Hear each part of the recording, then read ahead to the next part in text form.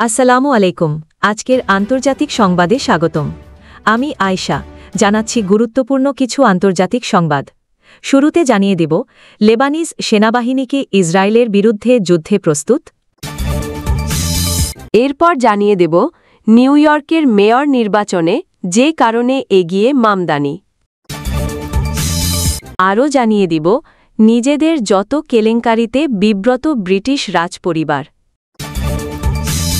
এদিকে নাইজেরিয়ায় খ্রিস্টানদের অস্তিত্ব হুমকির মুখে, ট্রাম্প। সর্বশেষ খবর জানিয়ে দেব, ফিলিস্তিনি বন্দীকে নির্যাতনের ভিডিও ফাঁস, শীর্ষ ইসরায়েলি জেনারেলের পদত্যাগ। এতক্ষণ শুনছিলেন সংবাদ শিরোনাম, এবার বিস্তারিত। তবে আপনাদের কাছে ছোট্ট একটি অনুরোধ, এই ভিডিওটিতে একটি লাইক এবং কমেন্ট করে জানিয়ে দিন কোন জেলা থেকে বা কোথা থেকে আপনারা আমাদের এই ভিডিওটি দেখছেন এবং শুনছেন। লেবাননের দক্ষিণাঞ্চলের ব্লেইদা এলাকায় ইসরায়েলি বাহিনীর সাম্প্রতিক হামলায় এক পৌর কর্মচারী নিহত হওয়ার পর দেশটির প্রেসিডেন্ট এক নজিরবিহীন নির্দেশ জারি করেছেন। ওই নির্দেশে বলা হয়েছে, ইসরায়েলি যে কোনো অনুপ্রবেশের বিরুদ্ধে সেনাবাহিনীকে সরাসরি মোকাবিলায় নামতে হবে। সম্প্রতি ইসরায়েলি সেনারা লেবাননের দক্ষিণ সীমান্তে এক সামরিক অভিযান চালায়। এতে ব্লেইদা শহরের পৌর কার্যালয়ে কর্মরত ইব্রাহিম সালামা নিহত হন।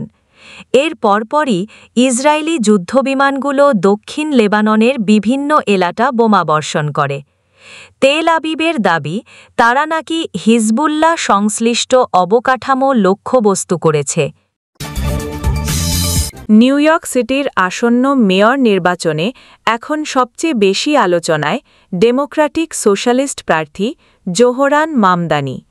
জনমত জরিপে তিনি এগিয়ে, আর বিশ্লেষকদের মতে এটা নিউ ইয়র্কের রাজনৈতিক ইতিহাসে বড় পরিবর্তনের ইঙ্গিত।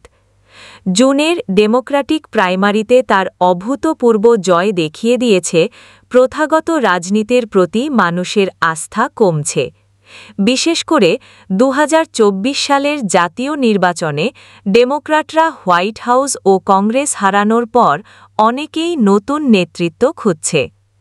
রাজনৈতিক বিশ্লেষকরা বলছেন, মামদানির জনপ্রিয়তার তিনটি বড় কারণ: জনগণের সঙ্গে তার সরাসরি সংযোগ, প্রগতিশীল নীতি এবং পুরনো ধাঁচের রাজনীতির প্রতি ভোটারদের হতাশা। ম্যানহ্যাটানের জন জে কলেজের অধ্যাপক সুসান ক্যাং বলেন, তার প্রতিদ্বন্দ্বী অ্যান্ড্রু কুওমো তরুণদের কাছে পুরনো ও ক্লান্ত ডেমোক্র্যাটিক পার্টির প্রতীক হয়ে দাঁড়িয়েছেন। আরও একটি বড় ফ্যাক্টর হল বার্নি স্যান্ডার্স ইফেক্ট। ভাড়া স্থগিত, বিনামূল্যে বাস সার্ভিস, সর্বজনীন শিশু যত্ন, এমন প্রগতিশীল নীতিগুলো তরুণ ও শ্রমজীবী ভোটারদের মধ্যে বিশাল সাংরা ফেলেছে। কর্পোরেশন ও ধনীদের ওপর কর বাড়িয়ে এসব নীতি বাস্তবায়নের প্রতিশ্রুতি। প্রিন্স অ্যান্ড্রুর যৌন কেলেঙ্কারির কারণে ব্রিটিশ রাজপরিবারের সম্মান এখন বড় ধরনের সংকটে।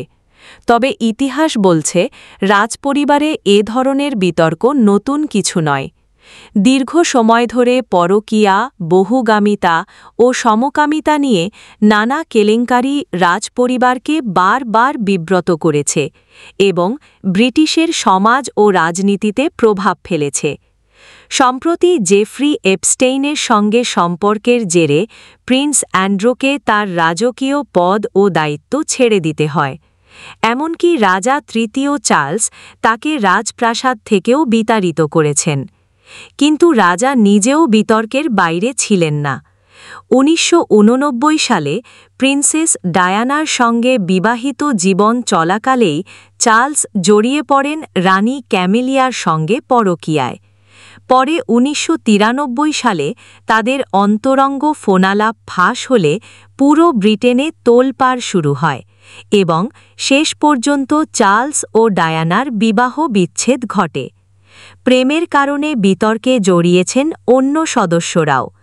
১৯৫০-এর দশকে প্রিন্সেস মার্গারেট প্রেমে পড়লেও রাজপরিবারের অনুমতি না পাওয়ায় ১৯৫৫ সালে সম্পর্ক ছিন্ন করতে হয়। আরও আগের ইতিহাসে ১৯৩৬ সালে রাজা অষ্টম এডওয়ার্ড আমেরিকান বিধবা ওয়ালিস সিম্পসনের প্রেমে পড়ে সিংহাসনই ত্যাগ করেন।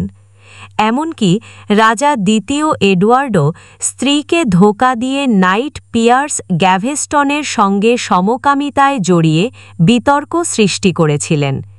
সবচেয়ে পুরনো কাহিনীগুলোর মধ্যে আছে দশম শতাব্দীর কিশোর রাজা এডভিগ, যিনি রাজদরবারের অতিথিদের ফেলে মাতাল অবস্থায় মা মেয়ের সঙ্গে অন্তরঙ্গ সময় কাটাতে গিয়ে বিরাট কেলেঙ্কারির জন্ম দেন।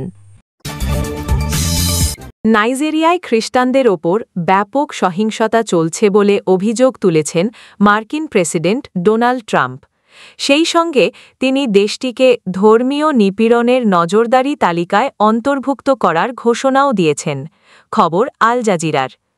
শুক্রবার নিজের সামাজিক যোগাযোগ মাধ্যম ট্রুথ সোশ্যালে দেওয়া এক পোস্টে ট্রাম্প দাবি করেন, নাইজেরিয়ায় খ্রিস্টানদের অস্তিত্বের হুমকির মুখে। হাজার হাজার খ্রিস্টানকে হত্যা করা হচ্ছে। এই গণহত্যার জন্য দায়ী উগ্র ইসলামপন্থীরা। তিনি আরও জানান, আফ্রিকার শীর্ষ তেল উৎপাদনকারী ও সবচেয়ে জনবহুল দেশ নাইজেরিয়াকে যুক্তরাষ্ট্রের বিশেষ উদ্বেগের দেশ তালিকায় যুক্ত করা হচ্ছে। ফিলিস্তিনের এক বন্দীরও ওপর ইসরায়েলি সেনাদের নির্যাতনের ভিডিও ফাঁস হওয়ার ঘটনার জেরে পদত্যাগ করেছেন দেশটির সেনাবাহিনীর প্রধান আইনি কর্মকর্তা মেজর জেনারেল ইফাত টোমার ইয়েরুশালমি। শুক্রবার ৩১ অক্টোবর তিনি পদত্যাগ করেন। ২০২৪ সালের অগস্টে ওই ভিডিও প্রকাশের অনুমতি তিনিই দিয়েছিলেন বলে স্বীকার করেছেন। ভারতীয় সংবাদমাধ্যম এনডিটিভি বলছে, ভিডিও ফাঁসের পর ইসরায়েলি সেনাদের বিরুদ্ধে নির্যাতনের অভিযোগে ৫ জনের বিরুদ্ধে ফৌজদারি মামলা করা হয়। এই ঘটনা ইসরায়েল জুড়ে ব্যাপক আলোড়ন সৃষ্টি হয়। ডানপন্থী রাজনীতিজ্ঞরা তদন্তের সমালোচনা করেন, এমনকি সেনা সদস্যদের জিজ্ঞাসাবাদের জন্য তদন্তকারীরা ঘাঁটিতে প্রবেশ করলে বিক্ষোভকারীরা দুটি সামরিক ঘাঁটিতে হামলা চালায়।